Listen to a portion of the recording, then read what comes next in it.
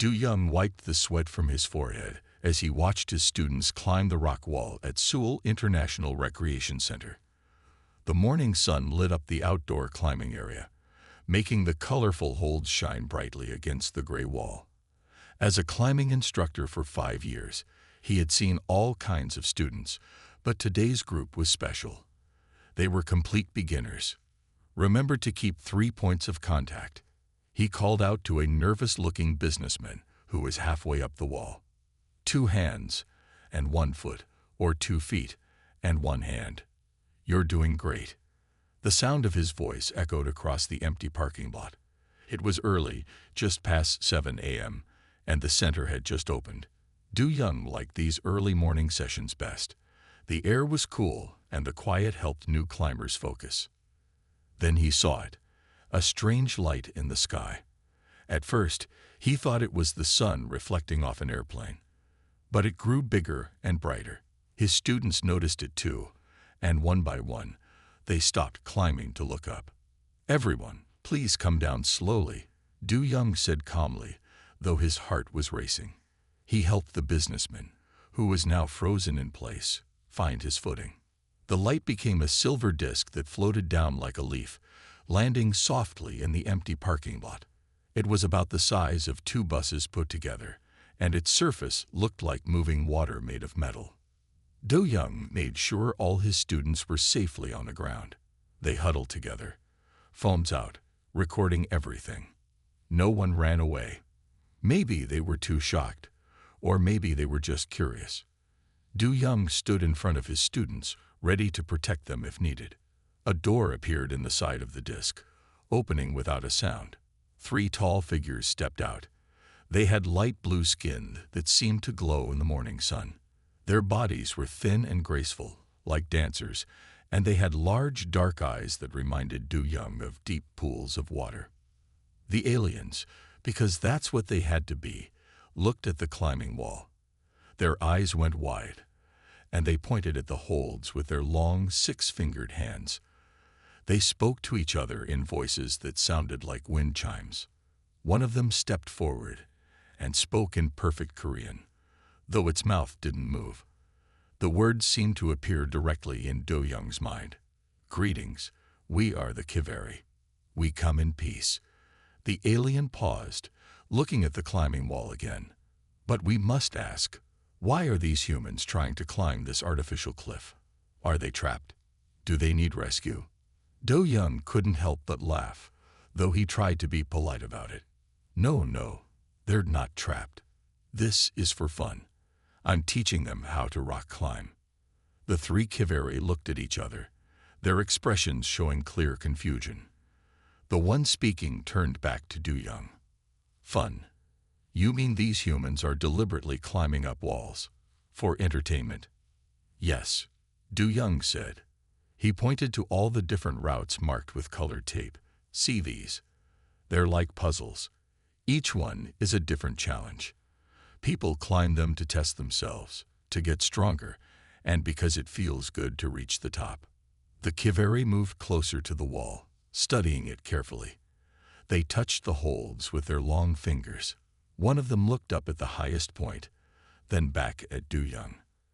"But it's dangerous," the speaker said. "You could fall." Du Young showed them the safety ropes, harnesses, and other gear. "We use these to stay safe. See, the rope catches you if you slip." To demonstrate, he quickly climbed halfway up the wall, then let go.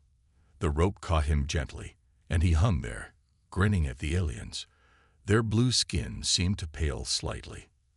"Fascinating," the speaker said, though they still looked worried. "In all our travels across 12 galaxies, we have never seen a species that puts itself in danger for fun." By now, more people had gathered around. Some were filming with their phones. Others were calling friends or the news. The Kiveri didn't seem to mind the attention. They were too focused on watching one of Du Young's braver students, who had decided to start climbing again. "Look how happy they are when they solve each section," Du Young explained as his student figured out a tricky move. "That's why we do it. The challenge makes the success feel better." The Kiveri whispered among themselves again. Finally, the speaker turned to Do Young. We have much to learn about humans.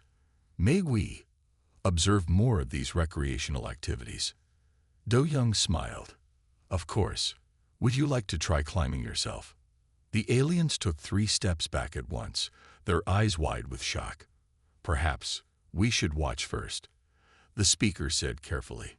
And that's how the Kiveri study of human fun began, with a climbing wall, a helpful instructor, and a lot of confusion about why humans would choose to make things harder for themselves just for fun. A week after the climbing wall incident, Officer Jaho stood in front of his bathroom mirror, making sure his uniform looked perfect. The government had chosen him to be the official human guide for the Kiveri's cultural expert, and he wanted to make a good impression. The doorbell rang exactly at 8 a.m. When Jaho opened the door, he found himself looking up at Lyra, the Kiveri cultural expert. Her blue skin seemed to shimmer in the morning light, and she wore something that looked like flowing water made of cloth. Good morning, Officer Jaho. Lyra's words appeared in his mind. Are you ready to show me more human recreational activities? Jaho nodded and grabbed his tablet. Today, we're going to visit Sky Zone Adventure Park. It's where humans go to experience extreme sports in a safe environment. They drove to the park in Jaho's car. Lyra spent the whole ride asking questions about traffic rules and why humans chose different colored cars. When they arrived, the park was already busy despite the early hour. First up, Jaho said, pointing to a tall tower, is skydiving training. Humans practice here before jumping from real airplanes. Lyra's large eyes grew even wider. They jumped from flying machines. On purpose. Before Jaho could answer, a trainee jumped from the indoor skydiving wind tunnel. The powerful fans below kept the person floating in the air, spinning and doing flips. Fascinating, Lyra said, though she took a step back. And this is entertaining. Very much so, Jaho smiled. Want to see something even more interesting? Follow me. He led her to the bungee jumping platform. A young woman was getting strapped into the harness, laughing with her friends. Lyra watched as the staff checked all the safety equipment. What is she doing? Lyra asked. Watch. The woman jumped. She screamed with joy as she fell, the bungee cord stretching. When it snapped back, she bounced up, laughing the whole time. Her friends cheered from the platform. Lyra's skin had turned a pale blue. She is happy, but she just fell from a great height. That's the point, Jaho explained. The danger is controlled, but the excitement is real.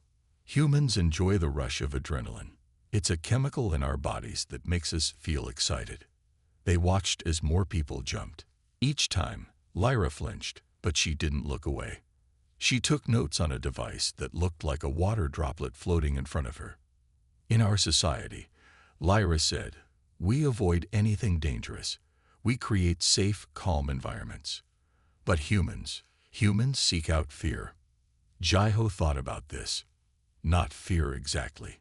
We seek challenges, adventures, things that make us feel alive. They moved on to the rock climbing walls, similar to the ones where the Kiveri first landed. Today, there was a competition happening. Climbers raced to the top, taking risks and making dramatic moves. Look at their faces, Jaho pointed out. See how happy they are, even when they fall. The safety equipment catches them, but the challenge is still real. Lyra nodded slowly. I am beginning to understand. Humans need more than just safety to be happy. They need excitement. Exactly. And that's not all. Come see the parkour area. They watched as people jumped between platforms, rolled across mats, and flipped through the air. Each person moved differently, finding their own way through the course. This is beautiful, Lyra said, surprising Jaho. It reminds me of our traditional dance, but with more risk. That's a great comparison. Both are about moving your body in challenging ways. We just add a bit more excitement. At the end of their visit, they sat in the cafe, watching people try all the different activities. Lyra had been taking notes all day. "Officer Jaiho," she said, "I have a theory. Perhaps humans seek out these controlled dangers because your species needed to face real dangers in your past. And now, even though you are safe, you still need to feel that excitement." Jaiho smiled. "That's a very good theory. We do seem to need some excitement in our lives to feel complete." Lyra looked at her notes again. "There is so much more to learn. Tomorrow, I understand we will see something called video games." "Yes, and trust me, you'll be surprised how humans can find excitement even while sitting still." As they left the park, Lyra turned to Jaiho. "One more question. Would it be possible? Could I try the wind tunnel? The one that makes humans float. It looks fun." Jaiho grinned. Maybe the Kiveri weren't so different after all. The massive screens in Seoul's biggest esports arena lit up the darkness like artificial suns. Hae-Newell sat in his gaming chair, fingers hovering over his keyboard as he waited for the match to begin. Behind him, Lyra and Officer Jaiho watched from the team area, the Kiveri's blue skin reflecting the changing colors from the screens. "These humans are going to fight?"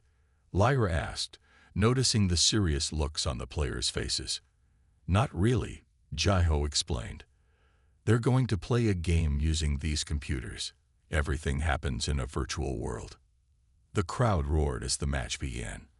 On the huge screens, Hae-Newell's character, a warrior with glowing armor, charged into battle against the enemy team. His fingers moved faster than Lyra could follow. But they seemed so stressed, Lyra observed, watching Hae-Newell's intense expression. "Is this supposed to be entertaining?" Before Jaiho could answer, Hae-Newell pulled off an amazing move. His character dodged 3 attacks at once and defeated 2 enemy players.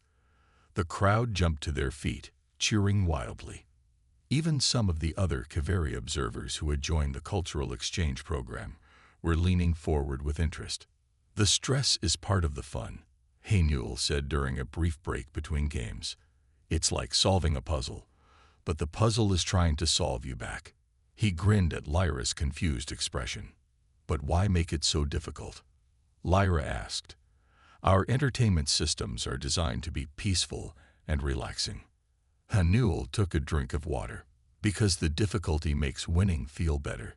Watch this next game. I'll show you." The second match was even more intense than the first. Hae-Newell's team fell behind early, losing several battles. The crowd grew quiet, worried their favorite team might lose. Lyra noticed Hae-Newell wasn't getting upset. Instead, he seemed to focus harder. "They are losing," Lyra said to Jaiho. "Should they not feel sad?" "Just wait," Jaiho smiled. "This is where it gets interesting." Hae-Newell's team started playing differently. They took risks, tried new strategies. Slowly, they began to turn the game around. With each small victory, the crowd's energy grew. Hae-Newell was smiling now, even though his team was still behind. "See how they're adapting," Jaiho pointed out. "They're learning from their mistakes, finding new solutions. This is why humans love games. They're like little puzzles we have to solve under pressure." The final minutes of the match were incredible. Hae-Newell's team launched a desperate attack that caught their opponents by surprise. The crowd was on their feet, shouting and cheering. Even Lyra found herself leaning forward, caught up in the excitement. When Hae-Newell's team finally won, the arena exploded with joy. People hugged each other, jumped up and down, and chanted the team's name. Hae-Newell stood up, pumping his fists in the air. "Now do you understand?" he asked Lyra after the match. "We were losing, but that made winning feel even better. If games were easy, winning wouldn't mean anything." Lyra's large eyes blinked slowly. "You deliberately make things harder to make success feel more rewarding." "Exactly." Hae-Newell pulled out his phone. "Here, let me show you something simpler. This is called Angry Birds." For the next hour, Lyra tried to knock down virtual structures by launching cartoon birds with a slingshot. At first she was very careful, taking tiny shots. But soon, she was trying bolder moves, getting frustrated when they didn't work, and feeling surprisingly happy when they did. I think I'm having fun, she said, sounding shocked, even though I'm failing most of the time. Newell laughed. That's the secret. The failing is part of the fun. Each time you fail, you learn something new. Then, when you finally succeed, it feels amazing. Later, as they were leaving the arena, Lyra made more notes on her floating device. Humans, she wrote, seem to enjoy the process of learning and improving almost as much as the victory itself. Their entertainment is not just about pleasure. It's about growth. One more question, she said to Newell. Could you teach me to play your warrior game? Newell's face lit up. Of course. But warning, I won't make it easy for you. To everyone's surprise, Lyra smiled. Good, she said. I'm beginning to understand why humans like a challenge. The morning sun sparkled on the waters of Jeju Island as Sunmud checked her diving equipment one last time. Next to her, Lyra and two other Kiveri observers watched with growing concern as she attached her oxygen tank. You're going to go under the water, willingly?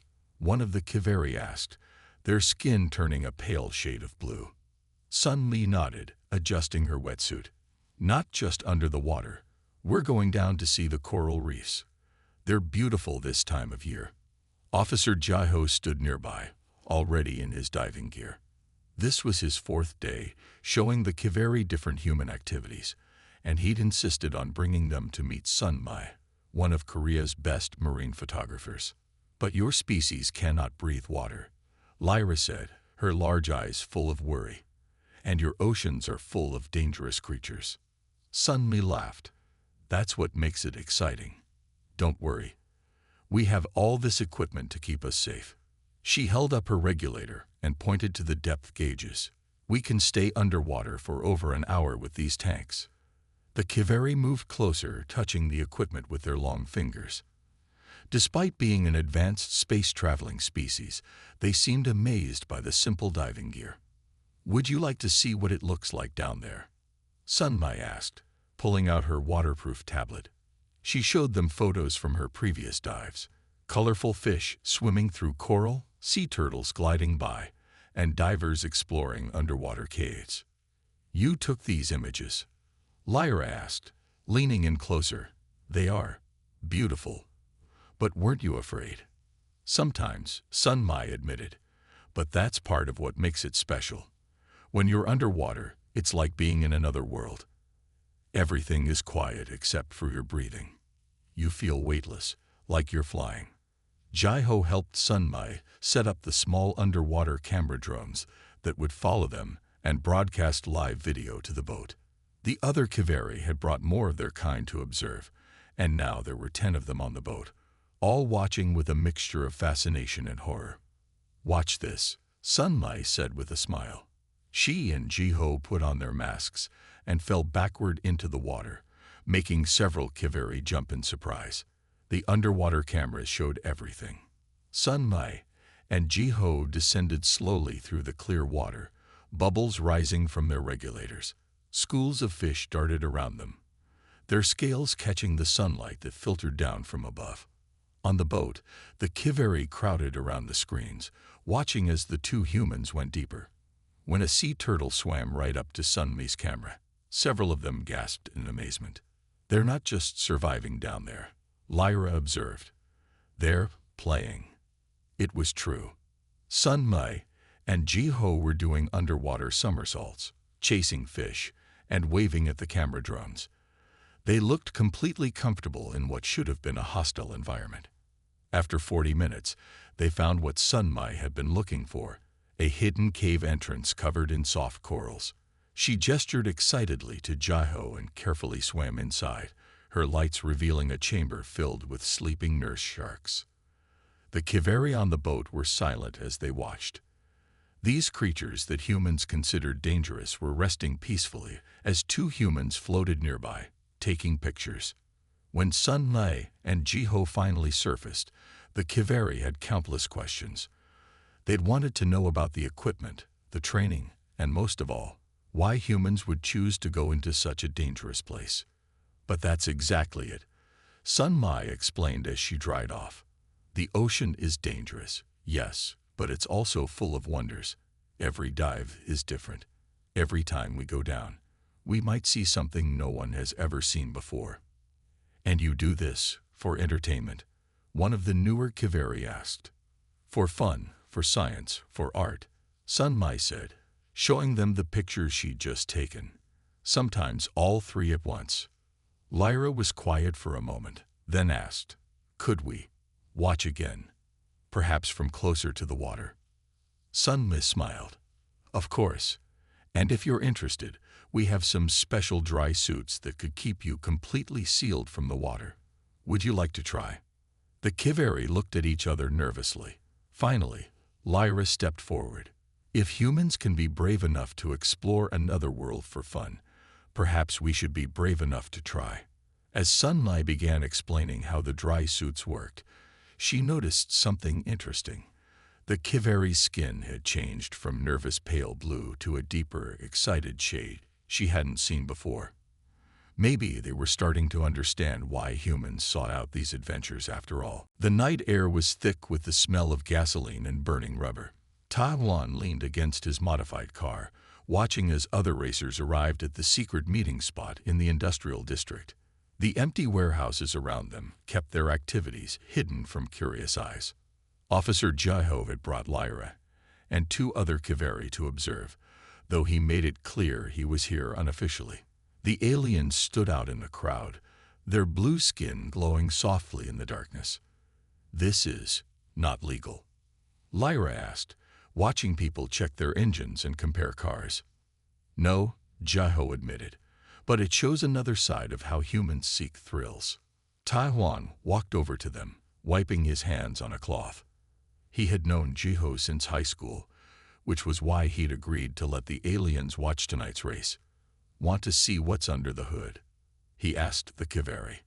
They nodded, and he opened his car's engine compartment. The modified engine gleamed under the street lights. You made this faster than it was designed to be, one of the Kiveri asked, scanning the engine with a floating device.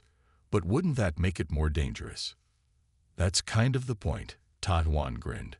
The danger is part of the thrill. But don't worry. We know these roads, and we have rules. More cars arrived, their engines rumbling like hungry animals. The Kiveri flinched at each loud exhaust pop and engine rev, but they didn't move away. If anything, they seemed fascinated by the energy in the air. The humans' heart rates are elevated, one Kiveri observed, looking at their scanning device. But they're smiling. They're excited about the danger.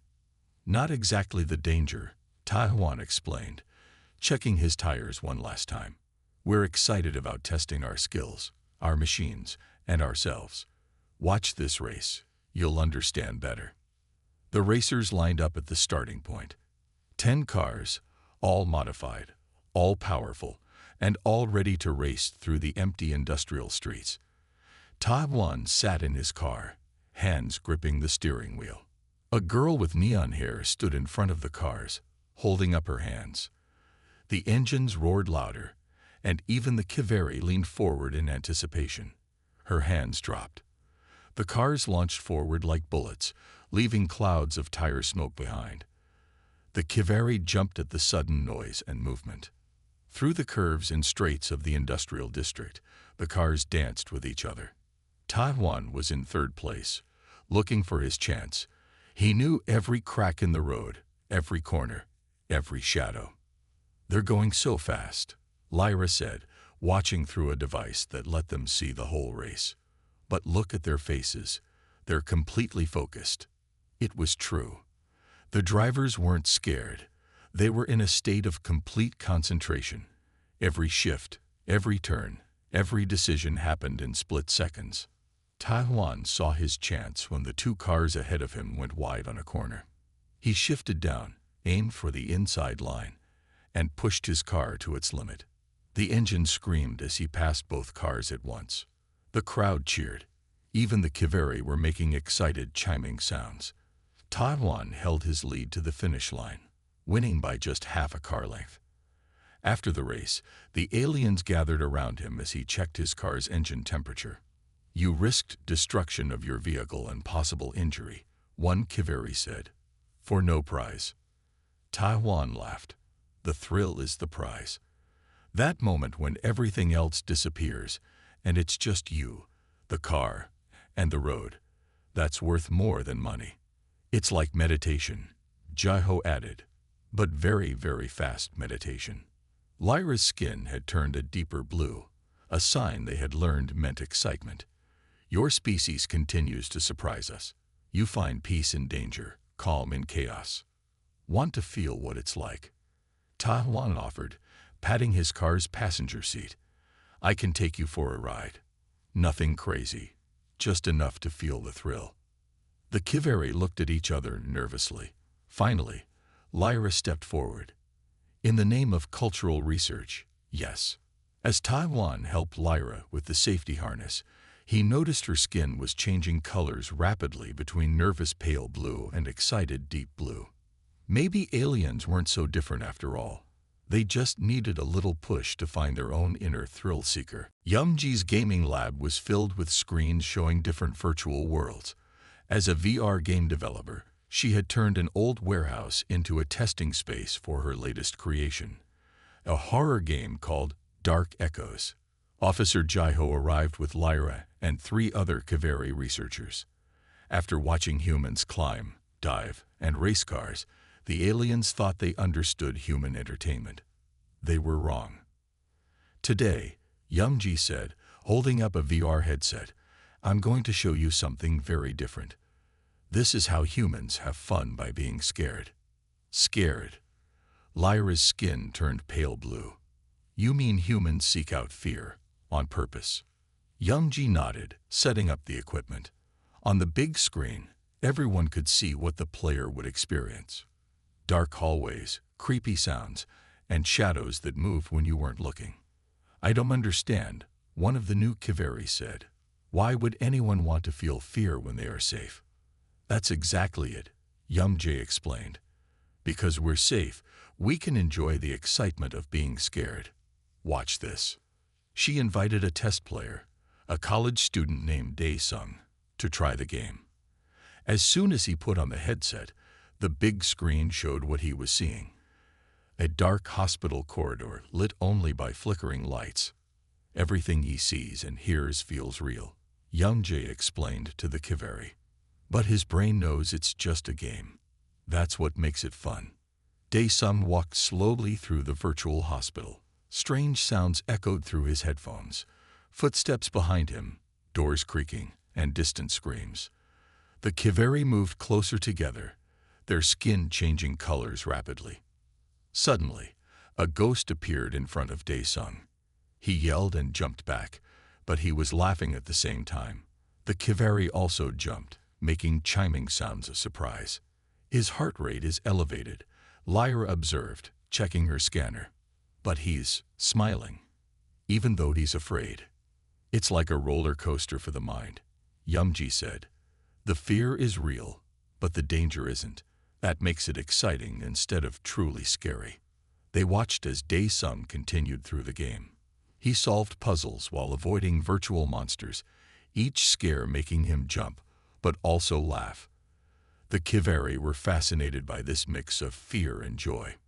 "Would you like to try?" Youngji asked Lyra. The alien hesitated, her skin shifting between curious deep blue and nervous pale blue. Finally, she nodded. "For research purposes, yes." Youngji helped Lyra put on the headset, adjusting it to fit her different head shape. The other Kiveri watched both Lyra and the big screen, their eyes wide with worry.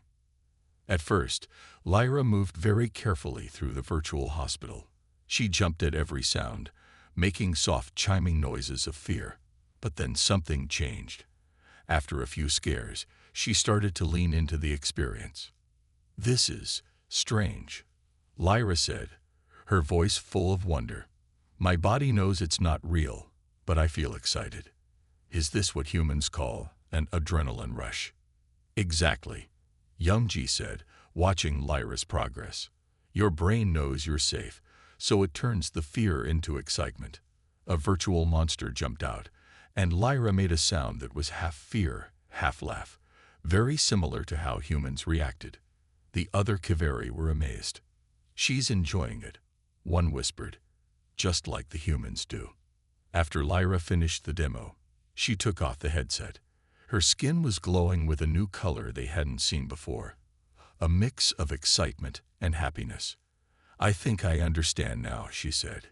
"Humans don't just seek out physical challenges. They want to experience all emotions, even fear, in a safe way. It's like training your mind to handle fear better." Yumji nodded. "That's part of it. But mostly, it's just fun to be a little scared sometimes." The other Kiveri were now asking to try the game too. As Yumji helped them with the headsets, Jiho smiled. The aliens were finally starting to understand that human fun wasn't just about physical thrills. It was about experiencing all life had to offer, even the scary parts. "Just wait until they discover comedy," he whispered to Yumji. "Imagine trying to explain why humans enjoy laughing at their own mistakes." Yumji grinned.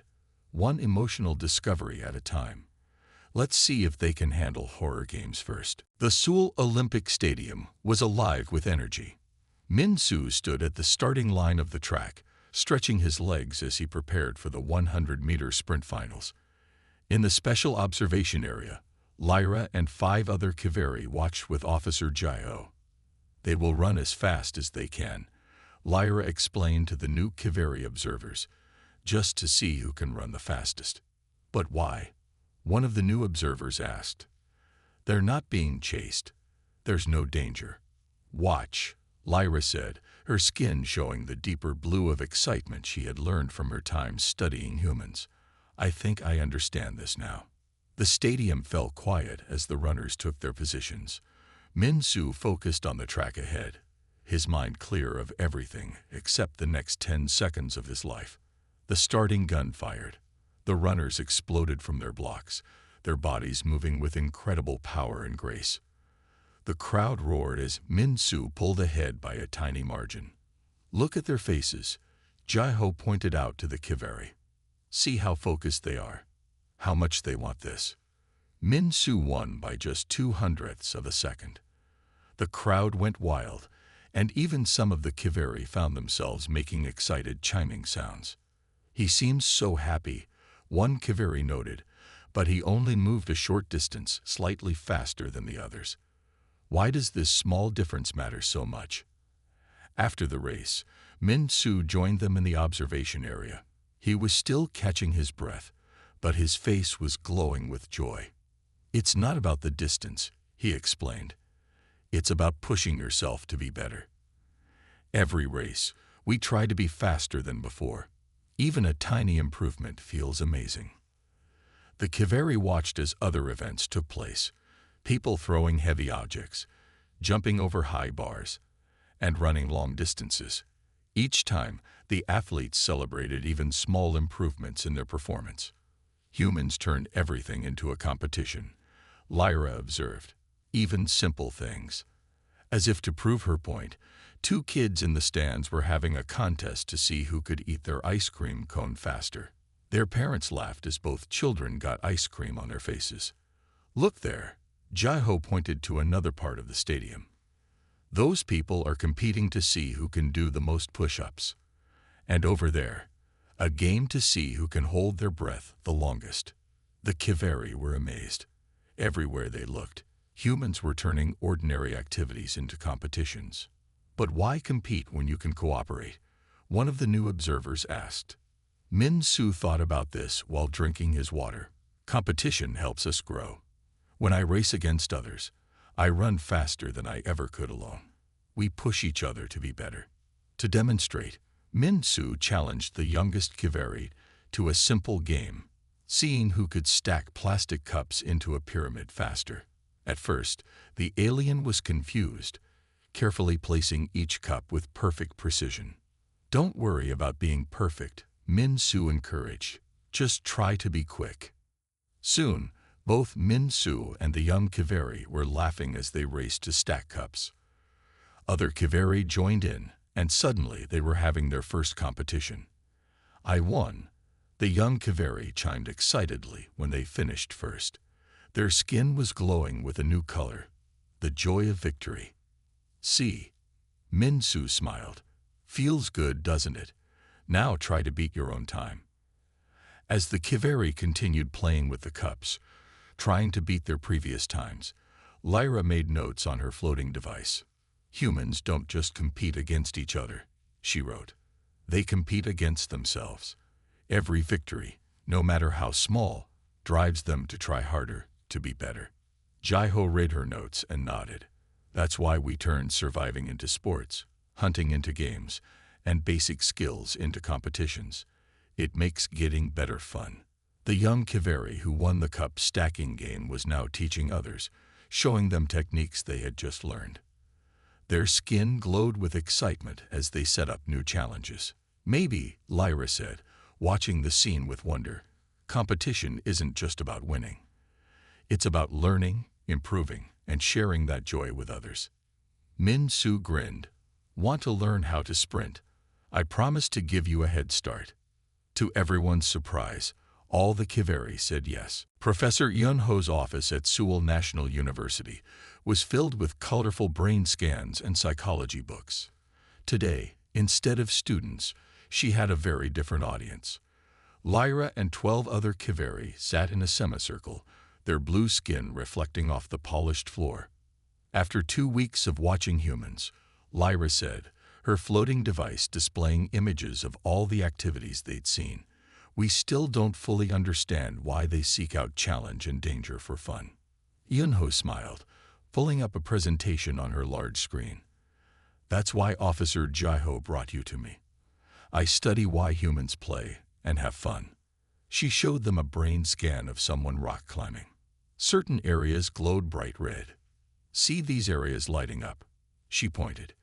"They're the same parts that helped our ancestors survive danger, but now we activate them safely through fun activities." The Kiveri leaned forward, fascinated by the images. One asked, "So humans trick their brains into thinking they're in danger?" "Not exactly," Yunho explained. "We know we're safe. That's what makes it fun. Like when you watched the horror game, you knew it wasn't real, right?" Lyra's skin turned a deeper blue at the memory. "Yes, I was scared but excited, because I knew I was actually safe." "Exactly." Yunho showed them more brain scans of people playing video games, racing cars, and competing in sports. "Every time humans do something challenging for fun, our brains release special chemicals that make us feel good." She played a video of children learning to ride bicycles. They fell many times, but kept trying, laughing each time they got back up. "Look how they keep trying," she said. "Even though they fall, they don't give up. Why do you think that is?" The Kiveri watched quietly. Finally, one said, "Because the challenge makes success feel better." "Yes." Yunho clapped her hands. "Our brains reward us more when we overcome difficult things. That's why we seek out challenges, even in our fun activities." She showed them more videos. People celebrating after climbing mountains, winning races, or beating hard video games. The joy on their faces was clear. "But it's more than just overcoming challenges," Yunho continued. She displayed a new set of brain scans. "When humans play and have fun together, it creates strong social bonds. See these areas lighting up? They're the same ones that help us feel close to family." The Kiveri made notes, their floating devices filling with new information. Lyra asked, "Is that why humans often play in groups?" "Exactly."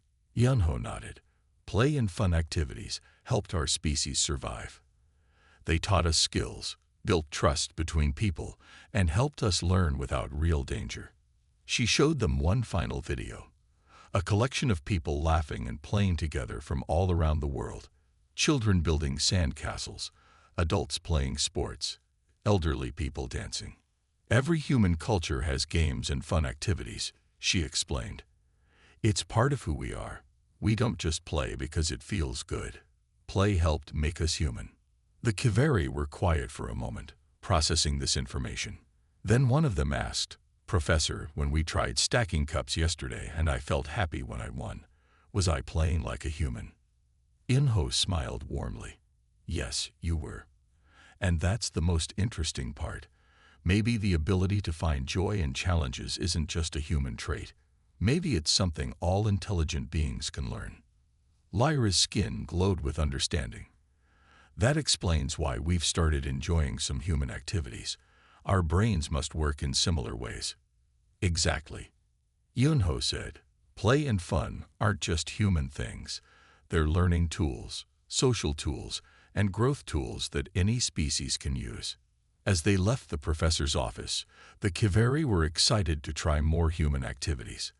They had started to understand that human fun wasn't crazy or dangerous. It was a complex and beautiful part of human nature.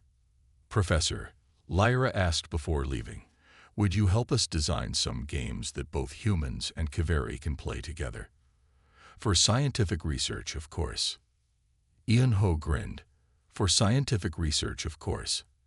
And because it would be fun." The Kiveri's chiming laughter mixed with Ian-Ho's human laughter, proving that maybe fun was truly universal after all. Sarah hesitated outside the old wooden door. Should she go in? Part of her was afraid of what she might find inside. But another part of her was deeply curious. She had come this far, to this remote village in the mountains, searching for answers about her grandmother's mysterious past. Sarah couldn't turn back now. Taking a deep breath, she pushed open the heavy door. It creaked loudly as it swung inward. Stepping inside, Sarah found herself in a dimly lit room. Dusty shelves lined the walls, crammed with all sorts of strange bottles, jars, and boxes. It looked like an old apothecary shop of some kind. As her eyes adjusted to the gloom, Sarah noticed an elderly woman sitting at a table in the corner. The woman looked up at Sarah, her lined face breaking into a friendly smile. "Welcome, my dear," the woman said. "I've been expecting you." Sarah was startled. "Expecting me? But how did you know I was coming?" The old woman chuckled. "I know many things, my child. Come, sit." She gestured at a chair across from her. Nervously, Sarah sat down. She studied the woman's face. There was something vaguely familiar about her, though Sarah was sure they had never met before. The woman wore her long gray hair in a loose braid. Her eyes were a piercing blue, bright and astute, despite her obvious advanced age. "You have questions," the woman said. It was a statement, not a query. She gazed at Sarah intently. "I do," Sarah replied. She pulled her grandmother's old journal from her bag and placed it on the table. "I found this among my late grandmother's things. In it, she writes about her youth in this village, about a great secret and a promise she made. I don't understand it all. I was hoping to find answers here." The old woman nodded slowly. She ran a wrinkled hand reverently over the journal's weathered leather cover. "Your grandmother was an extraordinary woman, a dear friend. I miss her very much." She sighed, lost in memories. Sarah's heart raced. So this woman had known her grandmother when she lived here all those decades ago. Maybe she could finally shed some light on the mysteries that had brought Sarah on this quest. "Please," Sarah said, unable to keep the desperate edge from her voice. "Can you tell me about my grandmother's past? About the secret she mentions in her journal? I need to know. I feel as if I won't be whole until I understand." The elderly woman was silent for a long moment. Then she met Sarah's pleading gaze, her blue eyes sad and serious. "Very well, child. I will tell you what I know. But I must warn you. The truth may be more than you bargained for. Knowing comes with a heavy burden, as your grandmother discovered. Are you certain you're ready for that?" Sarah swallowed hard. Fear and excitement warred within her, but she had not come this far to turn back now. She had to know. Squaring her shoulders, Sarah looked the old woman straight in the eye. "Yes," she said firmly. "I'm ready. Please, tell me everything." The woman inclined her head. "As you wish, my dear. Let me start at the beginning. She settled back in her chair and began to speak. As she listened in rapt attention, Sarah sensed that the story about to unfold would change her life forever.